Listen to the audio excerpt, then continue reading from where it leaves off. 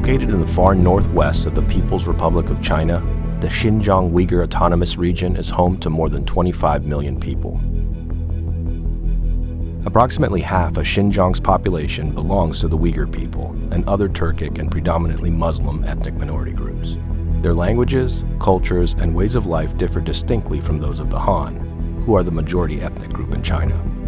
This makes them a threat to the Chinese Communist Party, or CCP, which demands conformity and unwavering loyalty above all else. In an effort to forcibly assimilate Muslims living in Xinjiang, the CCP has carried out massive and systematic abuses against them under the guise of a campaign against terrorism. Uyghurs and other Muslim ethnic minorities in China now face draconian restrictions on their freedom of religion, expression, and movement. They endure arbitrary imprisonment, forced labor, torture, rape, forced sterilization, and coerced abortions.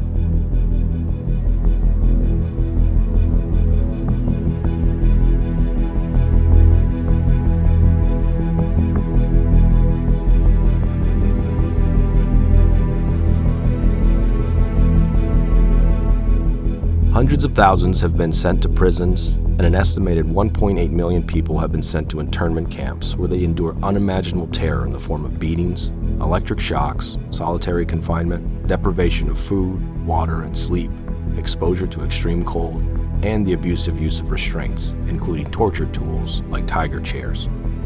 Former detainees reported having their legs shackled during part of their time in detention, sometimes for up to a year. I could barely walk. It was on 24/7. Every week the guards would check the chain. Every 2 weeks they would tighten the bolts.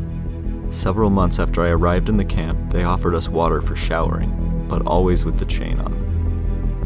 When I said I wouldn't take off my underwear, they beat me with an electric baton, and then I fell. They beat me and I was electrocuted. When I came to my senses, they took off my clothes, they searched me, made me bend down, tied my hands behind my neck. It was very painful.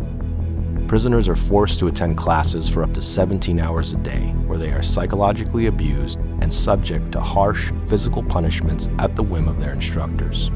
During the class, there was a Han teacher who wrote Chinese characters on a board, and we just copied it without knowing what it was. That was it. We were not allowed to speak Uyghur in class. If you did speak a language other than Mandarin, you got punished. You were taken to a room with a tiger chair. I was taken twice.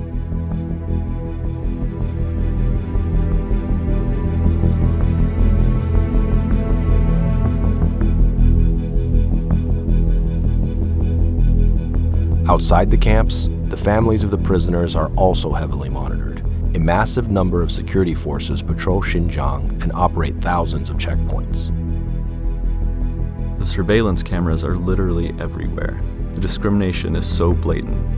There were 2 lines for security checks, one for Uyghurs and one for Han without facial recognition. Uyghurs had to have a full body check with metal detectors.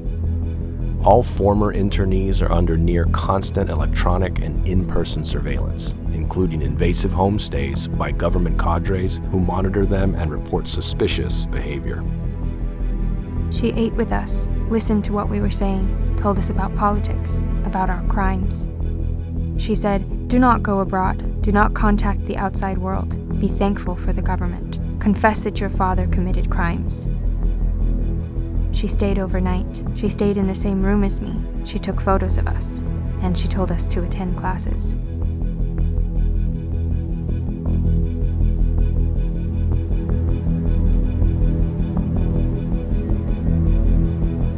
Mosques, shrines, grave sites, and other religious and cultural sites have been systematically demolished or repurposed throughout Xinjiang. Basic religious and cultural practices have been deemed extremist and are used as grounds for arrest. Weddings are now held according to the instructions of government. There is no reciting the Quran, and there are forbidden names to give to your children, the Islamic names. They also started to change the names of people who already had Islamic names, like Muhammad. Uyghurs are forced to formally renounce Islam and their other crimes against the Chinese Communist Party. In a systematic effort to decrease the Uyghur population, women are compelled, under threat of internment, to undergo abortions and forced sterilization surgery. As a result, the birth rate in Xinjiang declined 60% between 2015 and 2018. And by 2018, 80% of new intrauterine device placements were in Xinjiang, despite the region comprising only 1.8% of the national population. In Xinjiang counties where Uyghurs are the majority ethnic group, birth rates dropped 50.1% in 2019 alone, compared to only a 19.7% drop in majority ethnic Han counties. These birth control policies could cut up to 1/3 of the ethnic minority population in Xinjiang within 20 years. The violent and ongoing sterilization of the Uyghur people is genocide.